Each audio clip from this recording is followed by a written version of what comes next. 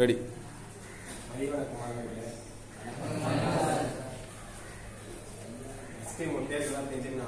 சூப்பரா.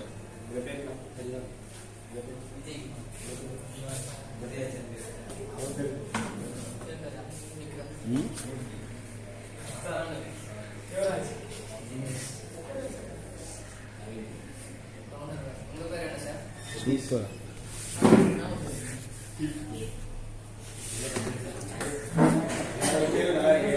சரி, நம்ம பார்க்க தலைப்பு என்னன்னா 12வது வருஷம் வேத அமைப்பு முடிய ஸ்கில்.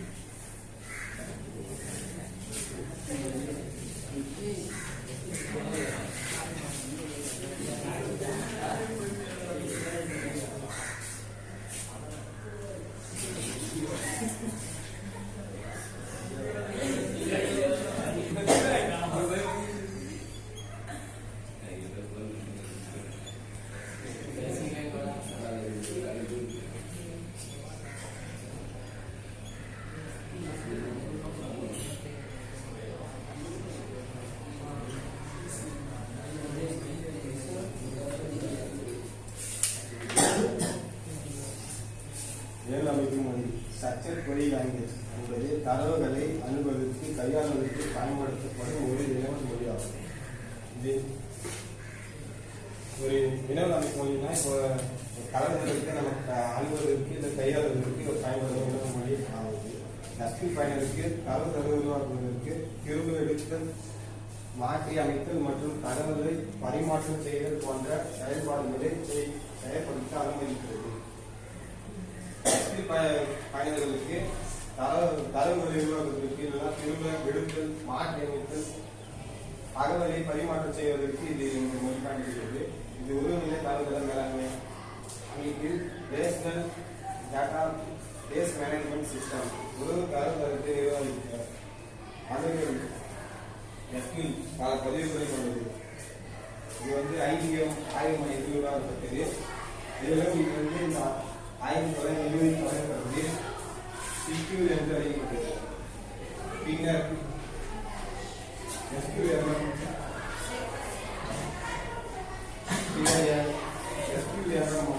மாற்றப்பட்ட அமெரிக்க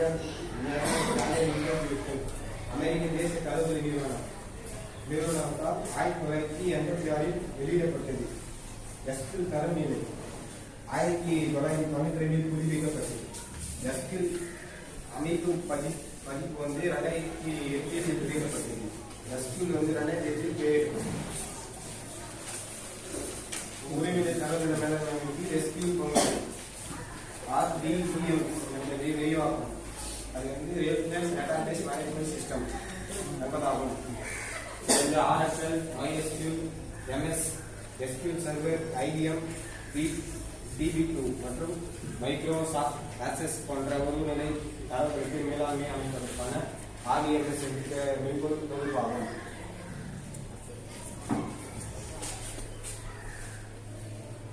கிரியேட் CRUDனா கிரியேட்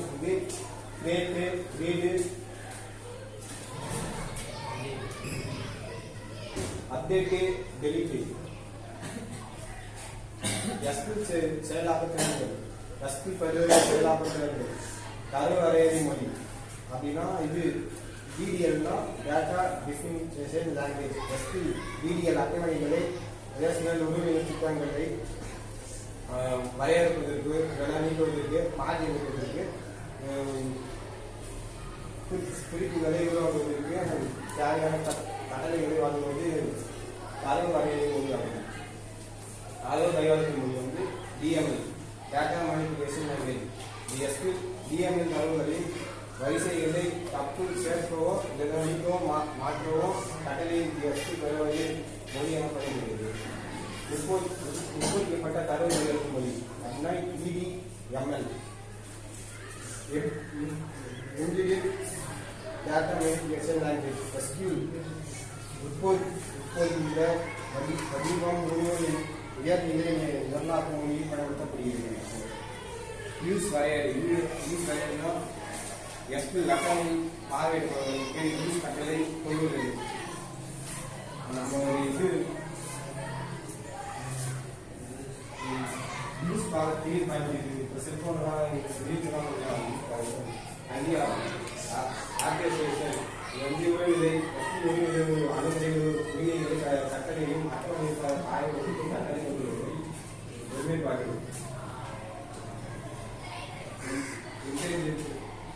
என்பதனை பயன்படுத்தி ஒருமைப்பாட்டை செயல்பாடுகளுக்கு வழிமுறைகளை வழங்குகிறது.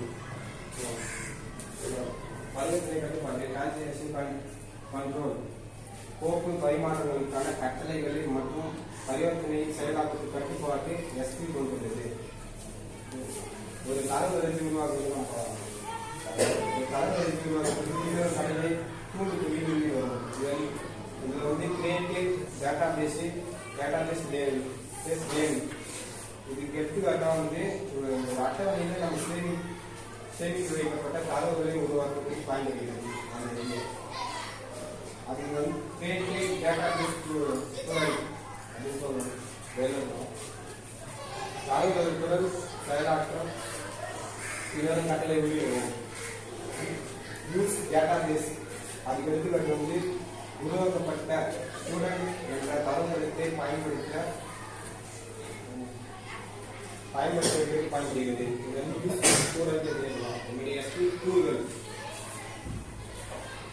எஸ்பி கட்டளை ஐந்து வகைகள் உள்ளன. அதுல வந்து டிஎம்எல் ஃபர்ஸ்ட் தரவு கையாளுதல் மொழி. தரவு கையாளுதல் மொழினா டேட்டா மேனிஃபிகேஷன் லாங்குவேஜ். டிடிஎல் தரவு வரையறை மொழினா டேட்டா டெஃபினிகேஷன் லாங்குவேஜ். டிசிஎல் தரவு கட்டுப்பாட்டு மொழினா டேட்டா கண்ட்ரோல் லாங்குவேஜ். டிசிஎல் பரிவர்த்தனை கட்டுப்பாட்டு மொழினா டிரான்ஸ்லேஷன் கண்ட்ரோல் லாங்குவேஜ். டிபிஎல் தரவு வினவல் மொழினா டேட்டா கொரியன் லாங்குவேஜ்.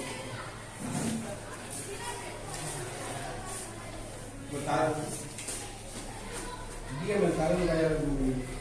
தரவு வரையறை மொழி தரவு வரையறை மொழி வந்து தரவு வரையறை மொழி கீழ் ஒரு எஸ்பி கட்டளை பின்வருமாறு. அந்த 4 இது இருக்கு. ஃபர்ஸ்ட் வந்து கிரேட் வந்து ஒரு அட்டவணை உருவாக்குறதுக்கு பயன்படுகிறது. கிரேட் வந்து ஆர்டர் வந்து அட்டவணை மாறி எடுக்கிறதுக்கு பயன்படுகிறது.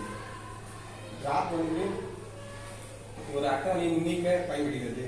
கன்வெர்ட் ஒரு அட்டவணையில் உள்ள அனைத்து பதிவுகளையும் அளிக்கும். மேலும் அவற்றுக்கென ஒதுக்கப்பட்ட நிறுவனங்களும் விளைவிக்கும்.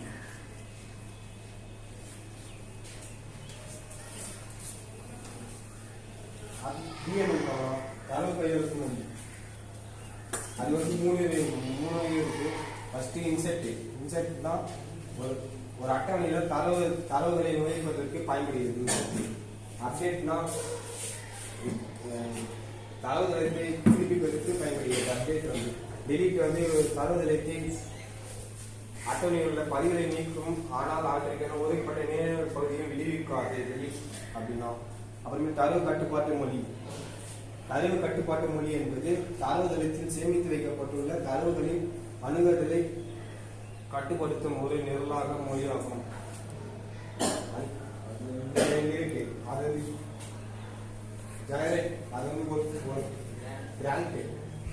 ஒரு குறிப்பிட்ட பணியை செய்து ஒன்று அல்லது அதற்கு மேற்பட்ட பயனர்களுக்கு அனுமதியை வழங்கும். அனுமதி அப்படின்னா கட்டளையினால் தரப்பட்ட அணுகலில் அனுமதி திரும்பி தரப்படும். அது அனுமதியை திரும்பி தரப்பட்டு பயன்படுகிறது. கொடுக்கப்பட்ட பரிவர்த்தனை கட்டுப்பாட்டு மொழி தரவுதளத்தில் உள்ள பரிவர்த்தனைகளை டிசிஎல் நிர்வாகிக்க பரிவர்த்தனை கட்டுப்பாட்டு மொழி பயன்படுகிறது. அது 3 கமிட். ஃபர்ஸ்ட் தரவுதள பரிவர்த்தனை நிரந்தரமாக சேமிக்கும். கமிட் வந்து நிரந்தரமாக சேமிக்கும் தரவுதள கட்டளை. ரூல் பிரேக் அப்படின்னா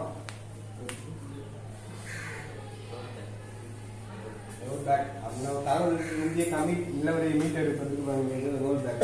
சேவ் பாயிண்ட் ரோல் பேக் செய்வதற்கு எதுவாக தரவுதள பரிவர்த்தனையை தற்காலிகமாக சேமிக்கும். சேவ் பாயிண்ட் தான் தற்காலிகமாக தரவுகளை சேமிப்பதற்கு பயன்படுகிறது.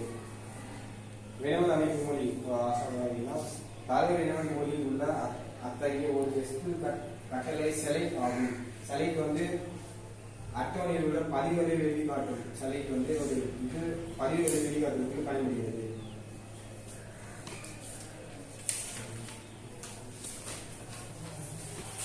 கட்டுப்பாடுகள் மாதிரியே யூனிக் கட்டுப்பாடு சைடு வந்து பிரைமரி, மூணாவது டிஃபால்ட் கட்டுப்பாடு, நாலாவது செக் கட்டுப்பாடு. ஃபர்ஸ்ட் யூனிக் கட்டுப்பாடு. இந்த கட்டுப்பாடு குறிப்பிட்ட ஒரு நெடுவரிசை எந்த இரு வரிசைகளும் ஒரே மதிப்பை கொண்டிருப்பார்கள் என்பதை உறுதி செய்கிறது. ஸ்டூடெண்ட் ஒரு அட்டவையில் ஆட் நம்பர் யூனிட் கட்டுப்பாட்டாக பயன்படுத்த ஒரு சேர்க்கை எண்ணை இரு மாணவர்களுக்கு தரப்பட்டதை உறுதி செய்து கொள்ளணும். கீழே எக்ஸாம்பிள் நெடுவரிசை குறிப்பிடவும். அது create table student add number integer not null கருவகை இன்டிஜர் நாட் நல்ல யூனிக்காக கொடுக்கும். ஃபர்ஸ்ட் அந்த யூனிக் கொடுக்குறாங்க. அது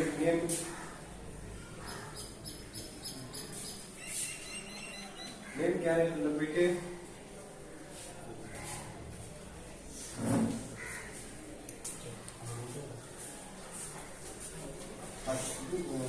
அது வந்து யூனிக் கட்டுப்பாடு நாட்கள் என்று அறிவிக்கப்பட்ட புலத்திற்கு மட்டுமே பயன்படுத்த முடியும். அது வந்து அந்த யூனிக் கட்டுப்பாடு வந்து அந்த நாட்கள் என்ற அறிவிக்கப்பட்ட புலத்திற்கு மட்டும் பயன்படுத்த முடியும். தரவுதளத்தில் உள்ள ஒரு பதிவை தனித்தன்மையோடு அடையாளம் காட்ட ஒரு புலத்தினை பிரைமரி கட்டுப்பாடுகள் அறிவிக்க வேண்டும். கிரேட் டேபிள் ஸ்டூடெண்ட் அதை வந்து முன்ன பார்த்த யூனிக் கட்டுப்பாடுனா அதில் வந்து எத்தனை கட்டுப்பாடு வேணா யூனிக்ல கொடுக்கலாம். ஆனால் இது பிரைமரி இதில் வந்து ஒன்று தான் கொடுக்கலாம். அதை அந்த பிரைமரி கன்சிடர் பண்ணிக்கிறாங்க. அது டிஃபால்ட் கட்டுப்பாடு ஒரு குலத்தின் படாத மதிப்புகளில் நிறுத்தி வைக்க பயன்படுகிறது. அப்படின்னா ஒரு மாணவனோட ஏஜே இருந்து அது பதிவு செய்யறாங்க. அது வந்து பேர்ல வந்து ஆயிரம் இன்டிஜர் பிரைமரி, அதுல வந்து ஏஜ் இன்டிஜர் இருக்குது. அது வந்து டிஃபால்ட்டா நம்ம பதிவு ஒரு நம்பர் கொடுக்கலாம். அது டிஃபால்ட்டா எடுத்துக்கிறோம். ஏஜ் நம்பர் இந்த பேஜ்ல கொடுத்துருக்காங்க. அந்த ஏஜ் நம்ம எப்படி சொன்னா அதை அப்படியே எடுத்துக்கோ. அந்த ஏஜ் 17 அப்படியே இதுவாகிடும். புலமாக ஏஜ் என்ற புலம் தானாகவே 17 என்ற மதிப்பை எடுத்துக்கொள்ளும். செக்கு கட்டுப்பாடு இத்தகைய கட்டுப்பாடு ஒரு புலத்திற்கான மதிப்பினை வரம்பை நிர்ணயிக்க உதவுகிறது. செக்கு கட்டுப்பாடு ஒரு நடுவரைக்கு வரையறுத்தால் அனுப்புதல் வரையறுக்கப்பட்ட மதிப்புகளை மட்டுமே உறுதியாக அனுமதிக்கும். செக் கட்டுப்பாடு ஸ்டேட் டேபிள் ஸ்டூடெண்ட்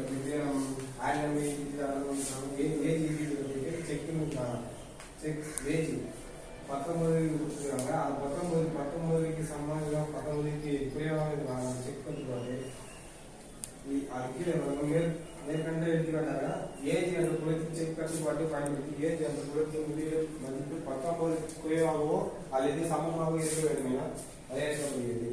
அந்த குறிப்பிட்ட செக் கட்டுப்பாடு ஒப்பீடு மற்றும் யாருக்கு செய்யக்கூடிய நிபந்தனையை வரையறுக்க பயன்படுத்தப்படலாம். அதை நிபந்தனை பயன்படுத்தப்படலாம். செக் கட்டுப்பாடு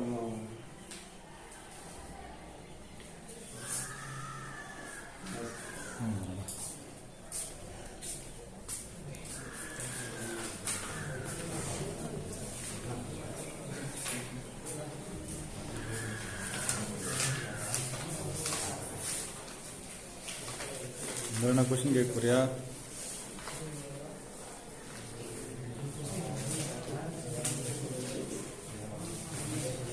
எல்லாருமே தான் கொஸ்டின் கேட்குறாங்க. என்ன வித்தியாசமா பண்ணாண்டா நித்தீஷ்?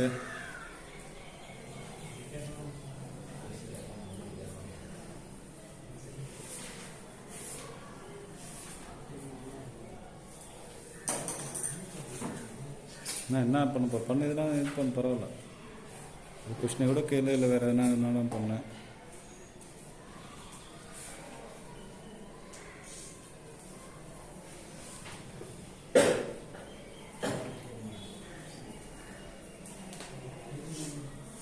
சுதேந்திரன்லேருந்து ஆரம்பி. அவனை யாருமே கேட்க மாட்டானு பாரு கொஸ்டின்.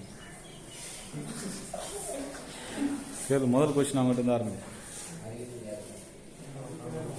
நான் கேட்கட்டுமா கொஸ்டின்? ஏன் நின்னுங்கிறான்னு கேளு கொஸ்டின். அதான் அவங்க கொஸ்டின்.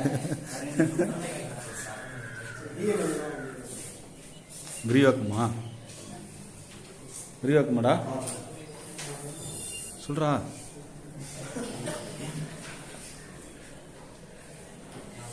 அரவிந்த பார்த்து வச்சுக்கணும். அதுக்குள்ள அடுத்து பக்கத்தில் இருக்கிறதுனால திடீர்னு நம்ம கிட்ட வந்துருவாங்க. அப்படியே ஏதோ பார்த்துக்கிற மாதிரியே போய் பார்த்து வச்சுக்கணும். பட்டுன்னு நம்ம கேட்குறப்போ சொல்லி விட்டுடணும். அரவிந்தே சொல்ல. தரவு கையாளுதல் மொழியா? சரிடா. Data manipulation language. அவன் டிஎம்எல்னு சொன்னதுனால இங்கிலீஷ்லேயே தான் யோசிக்கணும். சரியா? டிஎம்எல் என்னன்னு கேட்டான்னா முதல்ல என்ன பண்ணணும்? ஒன்று விரிவாக்கம் சொல்றதுனா கூட டிஎம்எல்ங்கிறது டேட்டா மேனிப்புலேஷன் லாங்குவேஜ். சரியா?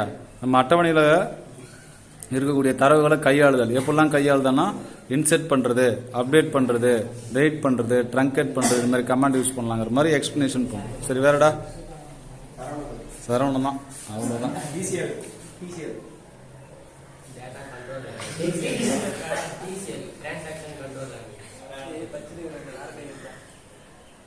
அது வந்து பரிவர்த்தனை கட்டுப்பாடு மொழினா அது என்ன?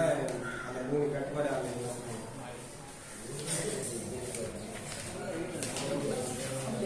மூணு கமாண்ட். அதில் இருக்கக்கூடிய கமாண்ட் கொரி எழுதுறதுக்கு கமாண்ட் யூஸ்.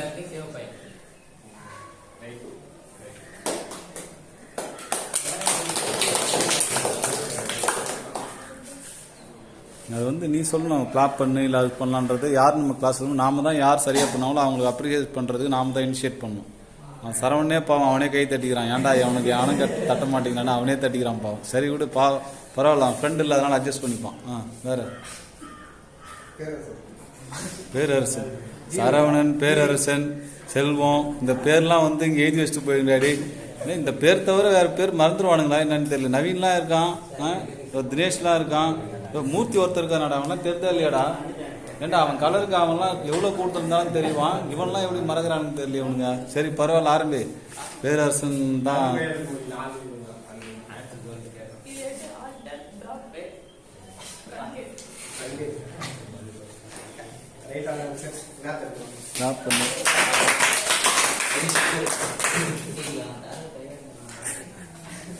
சரி விடு, கை தட்டி ஆகி போச்சு, கிளாப் பண்ணி ஆகி போச்சு.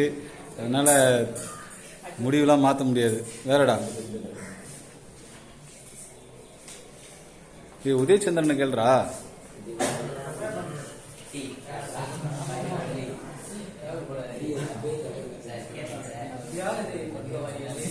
டேய் திவாகரை விட்டுருங்கடா. டே அவன்லாம் இது பண்ணாதீங்க. அவன் அப்புறம்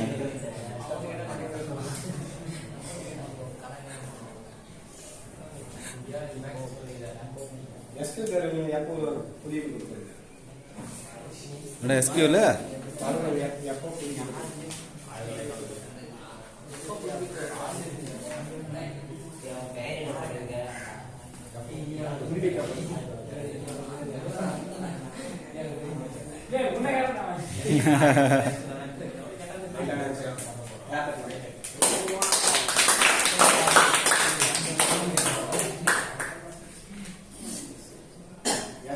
தமிழ் பதிப்பு எப்ப வெளியிடப்பட்டது?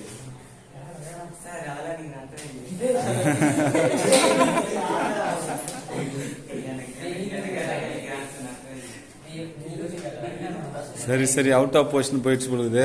சரி, நடத்தன் தந்தைக்கள் ரெடி. ஏய் மத்தன, ஓ ஆமா, அந்த எப்ப வெளியிடப்பட்டது?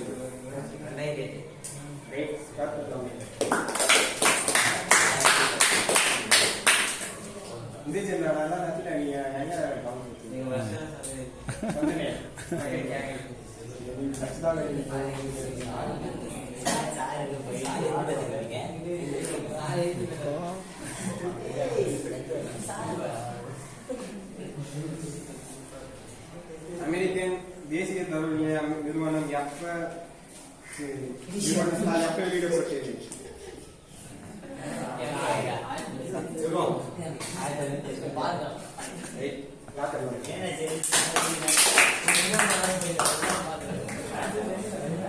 அமெரிக்க தேசிய தகவல் நிறுவனம் அது இங்கிலீஷ்ல சவுந்தரராஜன் கிட்ட கேள்றா.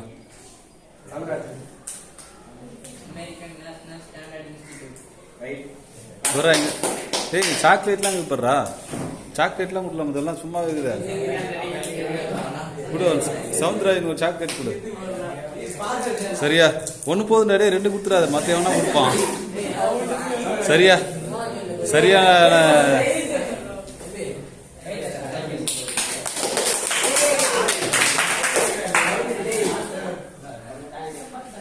டேய் இங்கே இருக்கிற சாக்லேட் சும்மா தான் அப்படின்னு நான் இதுக்கப்புறம் கிளாஸ் எடுக்கிறவங்க வரும்போது அதுக்கெல்லாம் ஸ்வீட் வாங்கிந்துரு. அவங்க யாரெல்லாம் ஆன்சர் பண்ணுறானோ அவங்களாம் கொடு. சரியா? அங்கே ஏதோ 2 பேர் கொடுத்தாங்க சாக்லேட் இருக்கு. அந்த மாதிரி வரும்போது ஏண்டா வரும்போதே நீங்கள் என்ன பண்ணணும், என்ன பரிசு பொருள் கொடுக்க போறே நீ அது ரெடியோட வந்துடணும். என்னது சரவணா சாக்லேட்டா?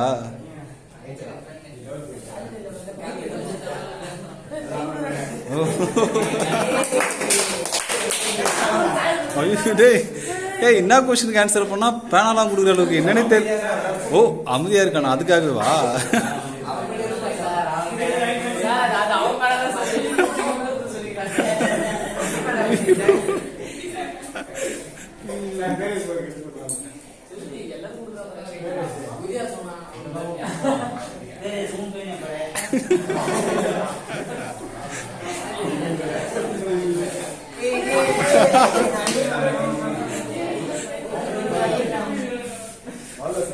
சரிடா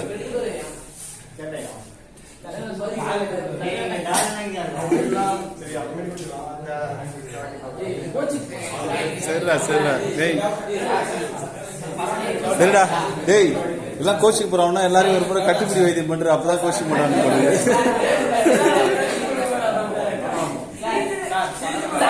சரவணா. ஐயோ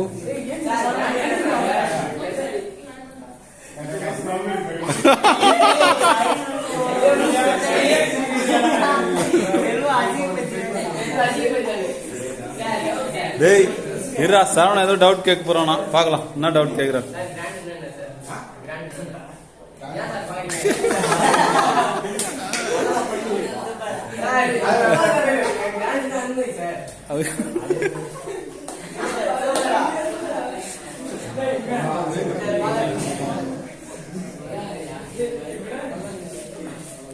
டேய் போதுண்டா, அப்புறம் வேற சப்ஜெக்ட்லாம் கேட்க போறான் சரவணா.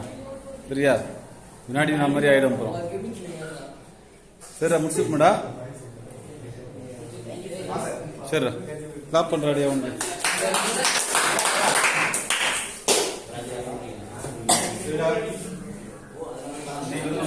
ஆசிரியர் நிதிஷ் வந்து நமக்கு நிறைய வித்தியாசமான முறையில பாடம் எடுத்திருக்கான். ஆரம்பமே வித்தியாசமா இருந்தது.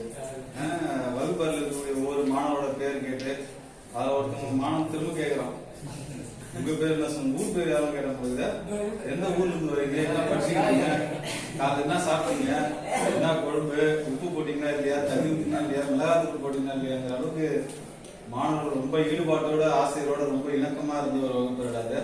ரொம்ப வித்தியாசமா அணுகுமுறை நல்லா இருந்தது.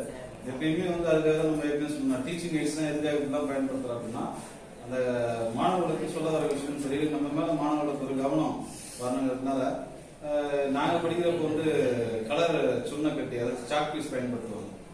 அப்போ வந்து போர்டு பாக்குறப்ப மாணவர் கவனம் சரி இல்லாம எழுதுவாங்க, படிப்பாங்க. அப்பப்போ அந்த மாதிரி வந்து பார்த்தோம்னா நம்ம ஒரு கருத்து பேசுறோம் இல்லை ஒரு பாடம் எடுக்கிறோம் அப்படின்னா அவங்களுக்கு வந்து ஒரே மெத்தட்ல இருந்தா கொஞ்சம் நல்லா போர் அடிச்சிடும். ஒரே விதமா இருந்துச்சு, ஒரே கருத்தா இருக்கலாம், ஆனா அதை கொண்டு போய் சேர்க்கிற விதத்தை நிறைய மெத்தட் நம்ம பயன்படுத்தணும். அதுல வந்து நிதிஷ் வந்து இதுல 3 பேர் இருக்காங்க. அவருக்கு 3 பேர் எடுத்த வகுப்புல வித்தியாசமான ஒரு அணுகுமுறையா இருக்கும். 4வது 3 பேர் எடுத்திருக்காங்க. 4வது நிதிஷ் வந்து வித்தியாசமான அணுகுமுறையோட இன்னைக்கு ஒரு நாள் ஆசிரியரா நிதிஷ் பாடம் எடுத்திருக்கான்.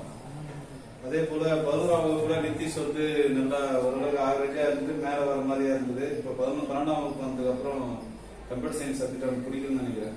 அதனால வந்து அவன் ஜஸ்ட் பாஸ்லேயே தான் இருக்கின்ற மாதிரி முடிவு இருக்காங்க. 11ஆம் வகுப்புல ஓரளவுக்கு மேல இருந்தா மேல வருவான்னு பார்த்தேன். திரும்ப ஒரு மாதிரி ஒரு சப்ஜெக்ட் கஷ்டமா இருக்கா இல்ல அவனுக்கு ஆர்வம் இல்லையான்னு தெரியல. இருந்தாலும் பரவாயில்ல, கண்டிப்பா முழு ஈடுபாட்டோட பண்ணான்னா போதுமானது. சரியா? சரி, மற்றபடி நிதிஷோட அனுபவத்தை கேட்போம். நிதிஷோட அனுபவம் என்ன சொல்றான்? நல்லா இருக்கு.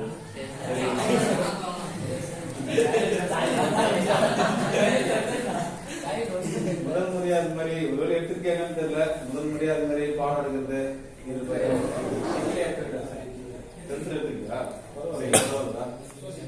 நல்லா பரவாயில்ல. ஏற்கனவே நம்ம முதல் அனுபவம் நம்ம கொடுத்த மாதிரி நினைச்சப்பட்டானா ஏற்கனவே வந்து நித்திஷ்க்கு ஒரு அனுபவம் இருக்கு. சரிடா சரிடா.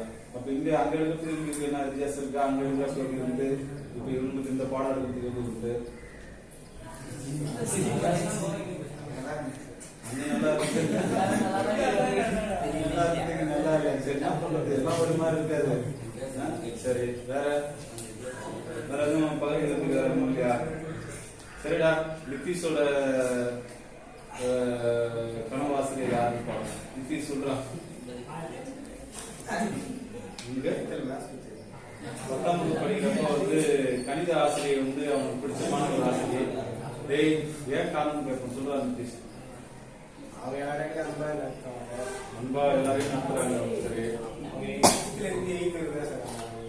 6ஆம் வகுப்பு இருந்து 8ஆம் வகுப்பு வந்து கணித பாடம் இருக்காங்க.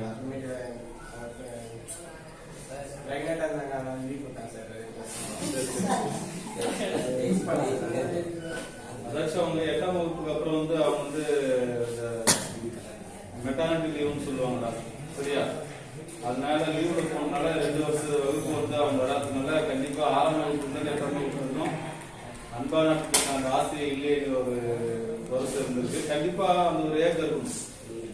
சரியா? அவங்க 2 வருஷம் வரலங்கிறது ஒரு பாதிப்பு இருந்திருக்கு. அப்படின்னா அந்த ஆசிரியர் வந்து மாணவர்கள் மத்தியில் எப்படி நடந்திருக்காங்க, அவங்க எப்படி அன்பா நடத்திருக்காங்க, பாடத்தை எப்படி நடத்திருக்காங்க அப்படின்ட்டு அந்த 2 வருஷ தகுப்புல தெரியும். கண்டிப்பா வந்து உண்மையாவே நிதிஷ் வந்து அவங்க ரொம்ப பிடிச்சமான ஆசிரியர் இருப்பாங்கன்னு நல்லா தெரியும். ஏன் அப்படின்னா அவங்க விடுமுறை போனதுக்கு அப்புறம் அந்த வகுப்பு அவங்க இல்லை அவங்க பாடம் எடுக்கிறது இல்லையேங்கிற ஒரு வெற்றிடம் ஏற்படுதுல, அது கண்டிப்பா அதான் நம்ம பொதுவாக ஒரு ரிலேஷன்ஷிப்ல சரி உறவு முறையில கூட ஒரு நண்பனா இருக்கலாம், இல்லை வேற எந்த உறவு முறையா இருக்கலாம். அந்த நபர் இல்லை அப்படின்னா அந்த இடத்த பூர்த்தி பண்றதுக்கு யாருமே இல்லைங்கிற ஒரு வெற்றிடம் ஏற்படுத்தலாம். அப்பதான் அவங்க நம்ம எந்த அளவுக்கு நம்ம நேசிக்கிறோம், எந்த அளவுக்கு அவங்க முக்கியமானு தெரியும். கண்டிப்பா ஆசிரியர் பேர் என்னடா? தமிழ் கொடி மீனம். சரி ஓகே. கீழ்புத்தூர் வேலை பார்த்தீங்களா? சரிடா. கீழ்புத்தூர்ல நிதிஷ் வந்து படிக்கிறப்ப 6ஆம் வகுப்பு வந்து 8ஆம் வகுப்பு கணித பாடம் தமிழ் கொடி மீனம் ஆசிரியர் அவங்களுக்கு நம்ம கண்டிப்பா ஒரு நன்றியை இந்த வகுப்பு சொல்லிக்கலாம். சரிடா. நம்ம ஒரு நாள் ஆசிரியராக இருந்து பாடம் எடுத்த நிதிஷ் நம்ம இந்த எழுதோட